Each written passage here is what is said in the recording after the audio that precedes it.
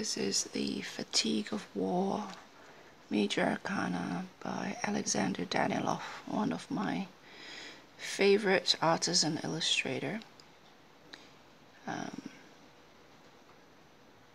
2018.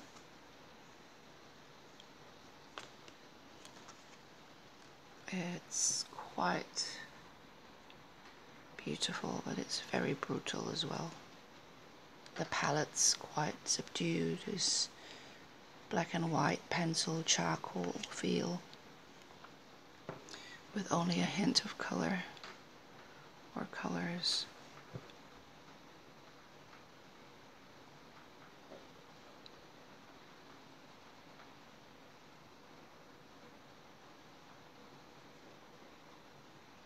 The fool is riding a skeleton. It's riding a skeleton to war. It's a losing battle, isn't it? Humanity. Sometimes. At least through the lenses of war.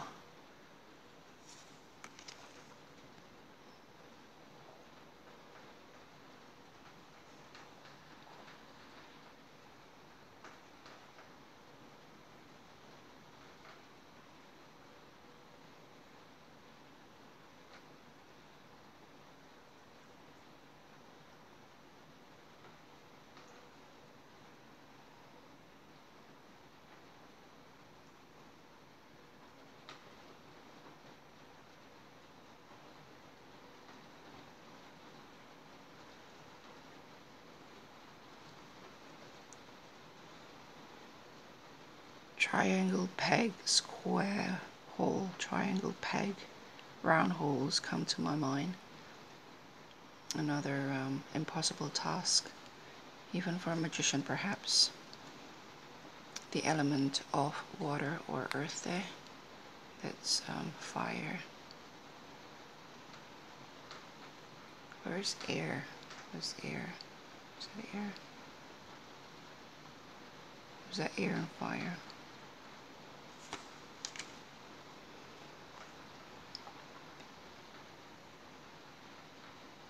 High Priestess.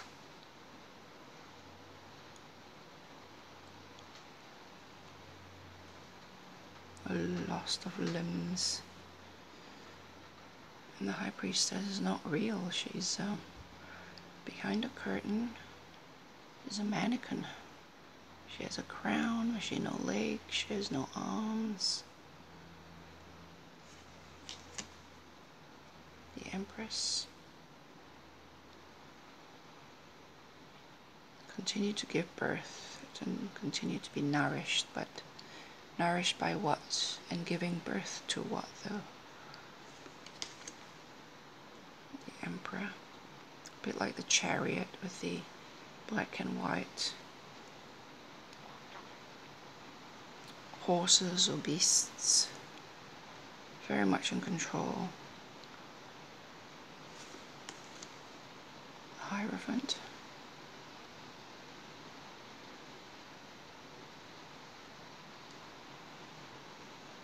Faceless god or something with a book. Lovers. Two corpses, almost an embrace. Plague mask thrown into a hole.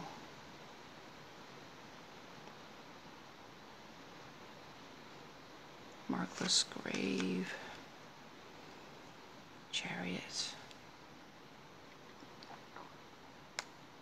You don't see the charioteer here, do you?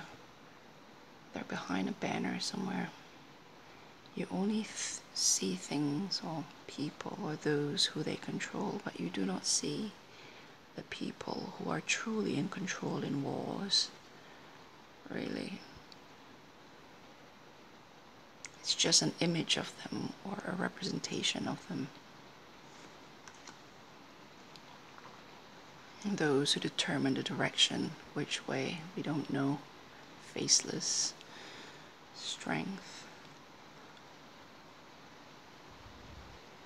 Both tortured. Instead of an ourselves against ourselves. It's a battle of survival, perhaps within ourselves as well. It's either you or me, each fighting for survival. Instead of this noble rise against a more primal self, both seems really primal, desperate to survive. Strength in war. The lens of war does change everything, doesn't it? This is the Hermit. It's one of the saddest images in the deck.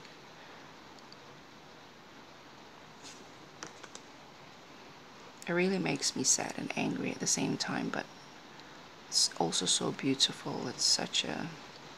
makes me feel a lot, this deck. It's the Wheel of Fortune. And this is one of the most poignant images in the deck as well. Justice. She's lost her agency in war. In wars or in times of war, she is controlled by other forces above her there. She is blind, but only because she's not allowed to see, or they are lifting her blindness so that she can see exactly where she's going, and they are directing. Power behind the scenes, directing her gestures, her directions, her scale. Scattered on the floor, her sword away from her hand. She's lost her power. She's lost her agency. She's lost her authority, her independence. She's not dead, I think, but something else have definitely taken over her. And there's a child beggar at the front there, using one of Justice's scale as a begging plate.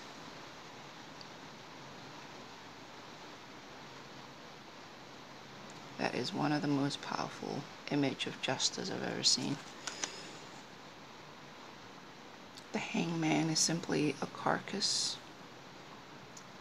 being hung alongside another carcass. There's a piece of meat. Death.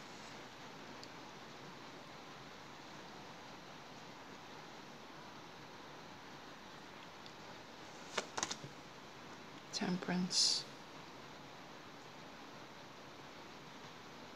Water pouring out. He's carrying something to safety from the look of it. Temperance is more than balance, but I suppose in this man you see a survival of war. He look a bit worse for wear, but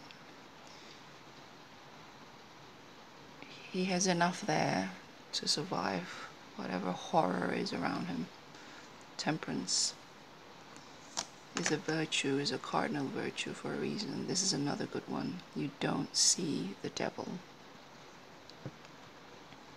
People often think of the devil as the scary, ugly, vile thing, and when you see serial killers and murderers and torturers and evil people, and they seem to look exactly like us or our neighbor or our brother or our sister, we are shocked. We are always shocked. They look just like us. They appear just like us. They behave just like us. The idea that evil is, seeds of evil are inside each and every one of us scares the bejesus out of us. We only see evil. The puppets of evil are what we thought evil truly is. And when you really think about it, evil is unseen in the background and around them. I don't usually see the devil as evil, but because this theme of war, this fatigue of war is the theme, of this deck. And you look at these guys, they're tired and yet they're fighting, and their necks, they look like they're wearing necklaces, but it's almost as if they're shackled. It's almost as if they're burned by their own desire for something, their own need for something, and all the while the true control lies somewhere else, somewhere unseen. And these guys probably thought that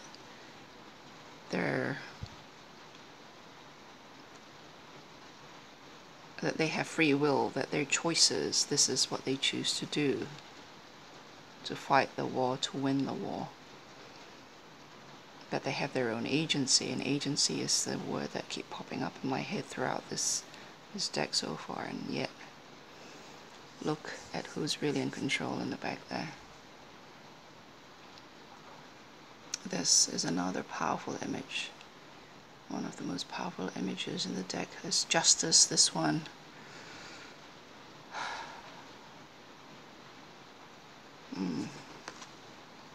Tower.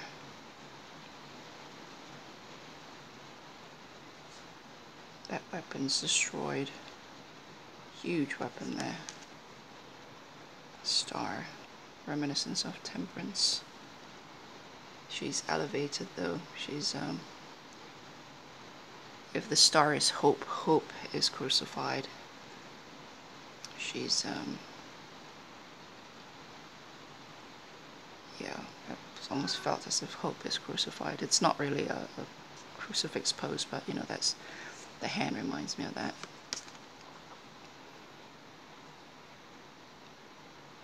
The moon.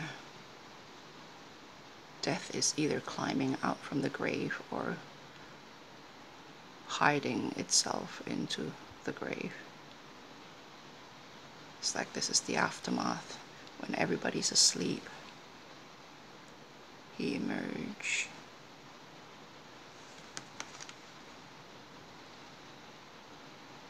Sun, hope, reality, new beginning.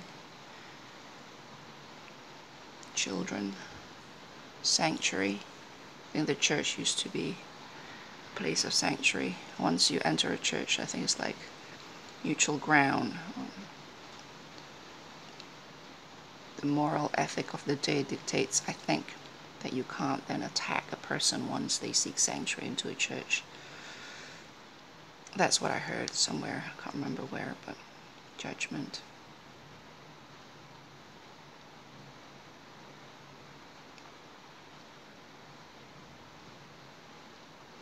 The time of reckoning. Nothing is without its consequences.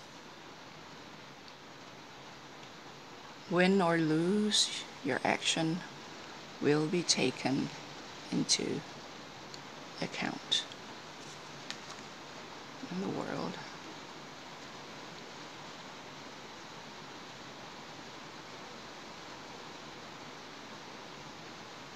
A victory, question mark. And then the cycle begins again. It's the only one with red in the artwork, the illustration. Victory, finished, war ends, until the next one.